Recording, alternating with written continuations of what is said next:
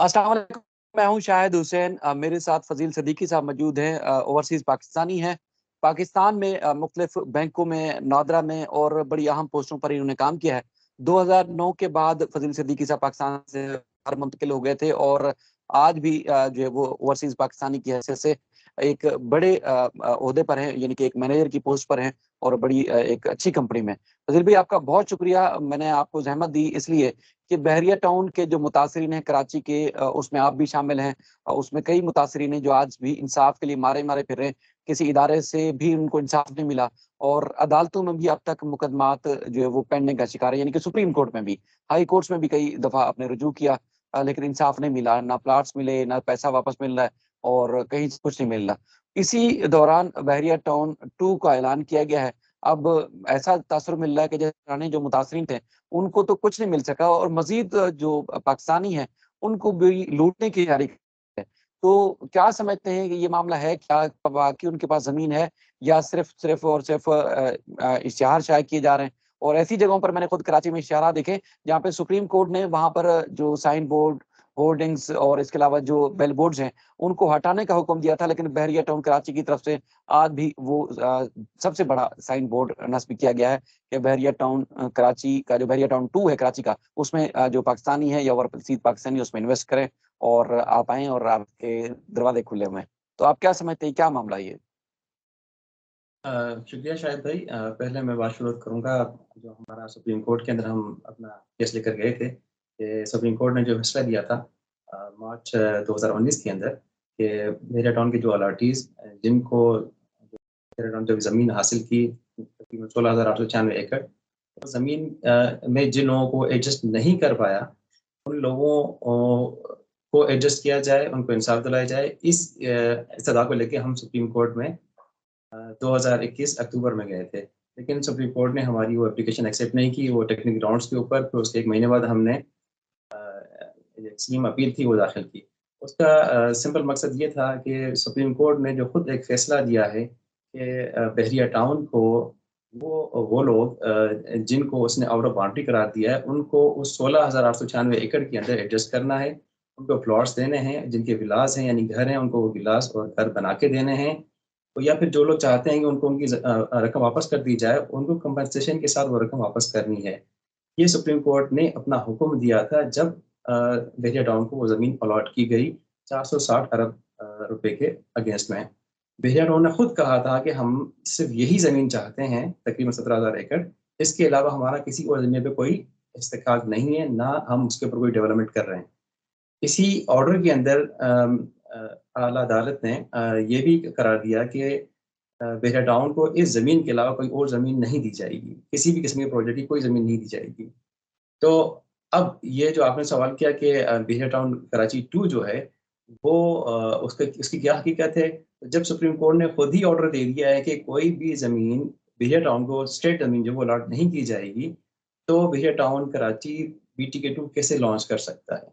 क्या वो ये तकरीबन जो 4,000 एकड़ के करीब जो मैं आपके साथ उसका नक्शा भी शेयर करूँगा और कि ये नक्शा कैसे पास हुआ कि नहीं हुआ या सिर्फ़ ये ड्राफ्ट है? क्योंकि ये मेरे पास नक्शा 2021 फरवरी से है। तो बहरिया टाउन कराची अब ये जाके 2023 में कह लें आप, क्योंकि शायद उन्होंने पहले हफ्ते में इसकी लॉन्चिंग शुरू करनी है। तो ये तकरीबन 2 साल के बाद क्यों लॉन्च करने जा रहा है? इसके पीछे क्या हकीकत है? मैं ये भी वाज़ेह करूँगा आपसे। लेकिन सबसे पहला सवाल बनता है कि क्या इनके पास इतनी ज़मीन है? उस ज़मीन की कानूनी हैसियत क्या है? क्या और अखलाकी हैसियत क्या है कि जब तक वो पुरानी अफेक्टीज़ जो सुप्रीम कोर्ट में अब तक इंसाफ के मुंतज़िर हैं, सुप्रीम उनको सुन नहीं रही है, तो बहरिया टाउन कराची दूसरा प्रोजेक्ट कैसे लॉन्च कर सकता है या मज़ीद डील कैसे ला सकता है? तो हम अ, सुप्रीम कोर्ट से भी इस्तदा करते हैं कि जो हमारी एप्लीकेशन के पास ज़ेरे इल्तवा है, उसको फ़ौरन सुनें और हमें उसके ऊपर इंसाफ दिलाया जाए। तो सुप्रीम कोर्ट से हम यही इस्तदा करते हैं कि तकरीबन जो 40,000 अफेक्टीज़ जो अभी भी बाकी हैं, सुप्रीम कोर्ट का फैसला आने के बाद तकरीबन 70 से 60 से 70,000 लोग ऐसे थे जिनको बहरिया टाउन ने ओवर सेल कर दी थी फाइल्स, लेकिन उनको वो प्लॉट्स या विलास हैंडओवर नहीं किए। उसमें से अक्सरियत जो लोगों की थी वो बेचारे या तो उन्होंने अपने औने-पौने दामों अपनी फाइल्स बेच दी या फिर वो किसी प्राइवेट बिल्डर्स हैं, उनके शिकंजे में चले गए, उनके जो प्रोजेक्ट्स प्राइवेट प्रोजेक्ट्स हैं, उन्होंने मर्ज करा लिया। हालाँकि वो बहुत ही खराब डील है कि किसी भी प्रोजेक्ट प्राइवेट प्रोजेक्ट में इसको एडजस्ट कराया जाए। और या फिर उन्होंने अपनी जो कहीं पे रिफंड के लिए अप्लाई कर दिया और अभी तक उनको रिफंड जो है वो उसका भी इंतज़ार है। तो इस तरह करके तकरीबन 20 से 30,000 लोग ऐसे हैं जो खुद ब खुद ख़त्म हो गए हैं। तो अब भी तकरीबन 30 से 35,000 लोग ऐसे बाकी हैं जिनको अब वो अभी भी अपने प्लॉट्स की डिमांड कर रहे हैं या रकम वापसी की डिमांड कर रहे हैं, उन्होंने रिफंड एप्लीकेशन जमा कराई हुई हैं या विलास की डिमांड कर रहे हैं। और जो कि बहरिया उसके ऊपर इम्प्लीमेंटेशन नहीं कर रहा, जो कि सुप्रीम कोर्ट के ऑर्डर की भी एक खिलाफ वर्जी है। उसके साथ-साथ वो एक जो कॉन्ट्रेक्चुअल ऑब्लिगेशन है, जो जो उन्होंने अपना कस्टमर्स के साथ वादा किया था कि उनकी चीज़ें प्रोवाइड करेंगे, उसकी भी खिलाफ वर्जी है। तो इसमें पहले जो मुतासरीन है बहरिया टाउन 1 के जो कराची 1 है उनके जो मुतासरीन हैं जिस तरह आप भी बता रहे हैं कि हज़ारों मुतासरीन हैं जिनको इंसाफ नहीं मिला, कई ऐसे केसेज़ हैं जो पेंडिंग में ही है और सिविल सूट में भी हमने देखा कि उसमें अदालत की तरफ से हुक्म इम्तना जारी किया गया। तो पुराने जो मुतासरीन हैं जो पहले बहरिया टाउन 1 के जो इलाटीज़ हैं जिनको इलाट्स की गई और पैसे भी लिए गए, उनको सेटल नहीं किया गया। तो आप समझ रहे हैं कि क्या इनके पास बहरिया टाउन 2 की जो ज़मीन है वो मौजूद है? क्या नए जो इन्वेस्टर हैं उनको इन्वेस्टमेंट करनी चाहिए? क्या उनको अपनी जो जमा पूँजी है वो लगानी चाहिए? क्या पैगाम देंगे आप?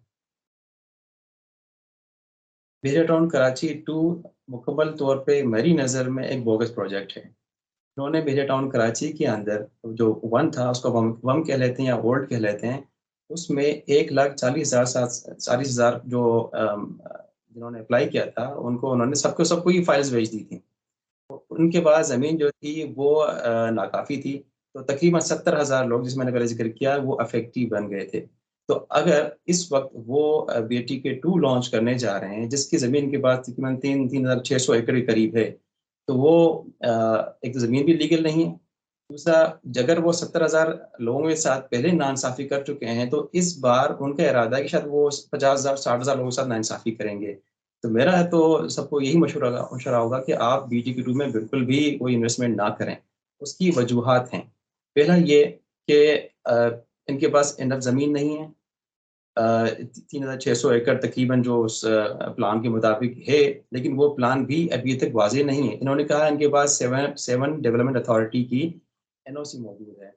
पहले तो एमबीए की थी जो कि इनको अब कहीं जाके सितंबर 2022 में एमबीए ने 17,000 एकड़ की एनओसी दी है, वो भी सुप्रीम कोर्ट के ऑर्डर के बाद उनकी इसके ऊपर काफ़ी सरज़नशी के बाद कि भी आपने अब तक अपनी इम्प्लीमेंटेशन क्यों नहीं की है? हमने आपको पहले भी ऑर्डर में कहा था कि आपने एमडीए से अप्रूवल लेना है, एसबीसी से अप्रूवल लेना है, क्योंकि जब इन्होंने लॉन्च किया था 2014 के अंदर जिसकी जब फरवरी से किस्तें शुरू हुई थी, इन्होंने कुछ भी अप्रूवल नहीं लिया हुआ था। इस वक़्त कह रहे हैं इन्होंने एसडीए से अप्रूवल लिया है बीटीके 2 का। लेकिन उस अप्रूवल की भी कोई कॉपी अब तक मेरे सामने मेरी नज़रों के सामने नहीं आई है, ना ही एसपीसीए की कोई अप्रूव्ड कॉपी के उन्होंने एनओसी जारी किया है, उसकी कॉपी मेरे सामने आई है। सिर्फ़ इनकी एक स तकरीबन 500 एकड़ की एक बहरिया ग्रीन की एक एनओसी इनको एसडीए से मिली थी, 7 डेवलपमेंट अथॉरिटी जो कि जामशोरो डिस्ट्रिक्ट को डील करती है, वो कराची को डील नहीं करती। सिर्फ़ उस 500 एकड़ की थी एक एनओसी, शायद उसी को ये थोड़ा ब्लर करके लोगों के सामने रख रहे हैं। क्योंकि जब तक आपके पास एक चीज़ एक्चुअल सामने नहीं होती, तो आप ये फ़र्ज़ कर सकते हैं कि वो आपके साथ धोखाधड़ी कर रहे हैं।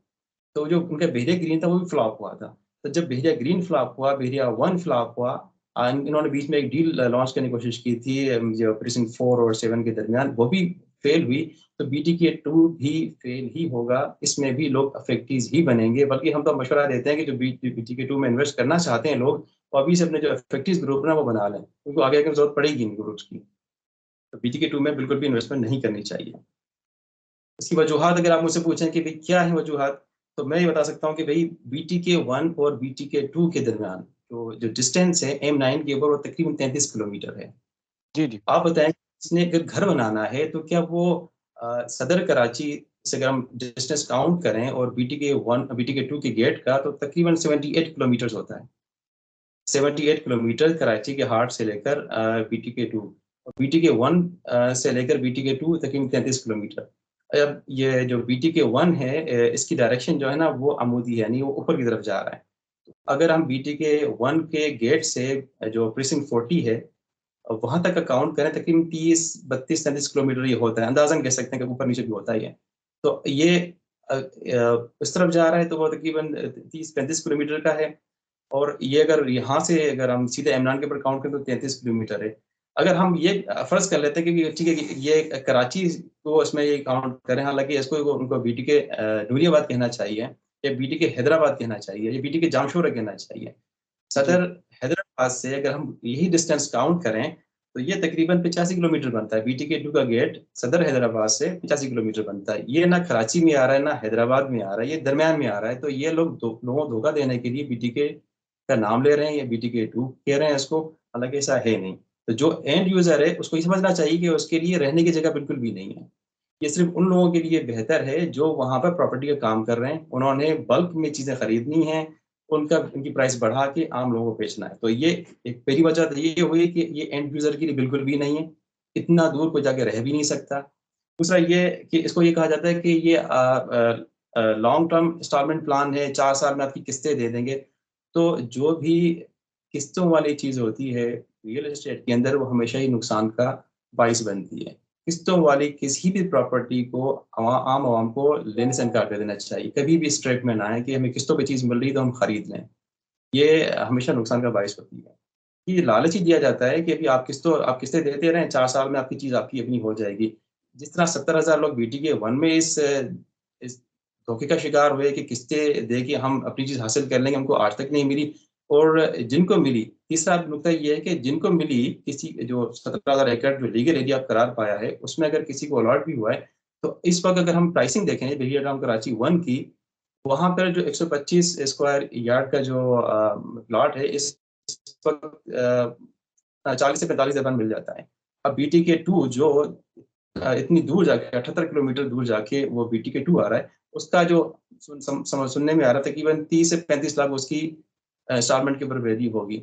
तो जब बीटीके 1 ने 10 साल के अंदर जो 16 लाख वाली इनकी फाइल थी, वो ही 10 साल के अंदर अक्सर को तो मिला नहीं, जिसको मिला उसको तकरीबन वो 32-35 लाख का है। लेकिन उन्होंने जिनका 32-35 लाख का भी है, तो वो उनका अक्सरियत उनकी है जिन्होंने बाद में ओन पे खरीदा है। तो कहने का हुँ। मकसद है कि आपकी इन्वेस्टमेंट वैल्यू है वो भी नेगेटिव है। रिटर्न ऑन इन्वेस्टमेंट जो है वो भी नेगेटिव नेगेटिव है। तीसरा ये कि भी ये कहते हैं कि भेड़िया टाउन है तो ये सेफ इन्वेस्टमेंट होगी। हम पहले बात कर चुके हैं, 70,000 लोगों से पहले धोखा कर चुके हैं। तो आप यकीन ही समझें कि अगर 10 लोग अप्लाई करेंगे बीटीके 2 के अंदर तो 5 के साथ धोखा होगा। क्योंकि जितनी बड़ी डेवलपमेंट करते हैं, जितनी बड़ी ये लाइट्स लगाते हैं, रोड बनाते हैं, ये अपनी तरफ से पैसा नहीं लगाते। ये आधे से धोखा करके उनका पैसा लगा के जो बाकी बचते हैं उस पे खर्च करते हैं।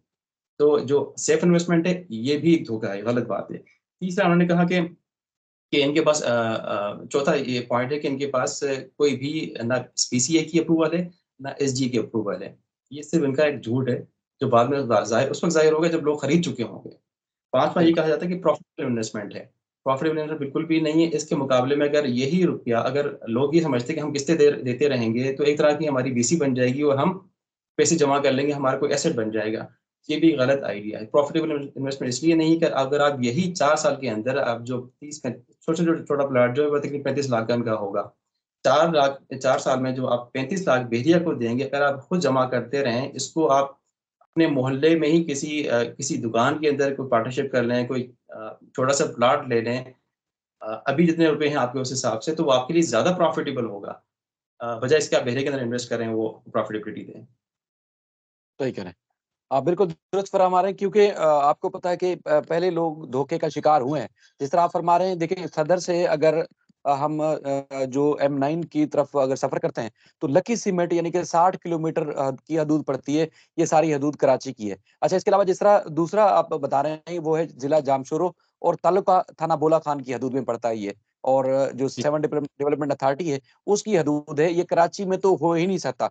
यानी कि जो ज़मीन का हमने अदाद-ओ-शुमार हासिल किए हैं, उसमें ये कराची के लिमिट में ही नहीं है। और फिर किस तरह इसको आप ये कह सकते हैं जिस तरह पहले हाई कोर्ट में, अदालतों में ये सारी चीज़ें आ चुकी हैं कि कोई भी इनके पास जो है वो ना तो मंज़ूरी है किसी भी इदारे की और ना ही किसी इदारे का एनओसी यहाँ हुकूमत कुछ कहती नहीं है। लेकिन हम हुकूमत के ना कहने की वजह से फिर अवाम धोखा खा जाती हैं। 70,000 पहले मुतासरीन थे, आज तक इंसाफ के लिए मारे-मारे फिर रहे हैं और मज़ीद अगर अवाम को लूट लिया जाएगा तो फिर आप खुद अंदाज़ा लगाएँ कि सुप्रीम कोर्ट भी कुछ नहीं कर सकती तो फिर दीगर इदारे ओवरसीज़ पाकिस्तानी हैं या लोकल पाकिस्तानी उनको किस तरह इंसाफ दिलवाएँगे। आपने कीमती वक़्त दिया, फज़ील भाई आपका बहुत शुक्रिया। फिर किसी और मौज़ू के साथ आपको ज़हमत देंगे, अपना ख़्याल रखिएगा। अल्लाह हाफ़िज़।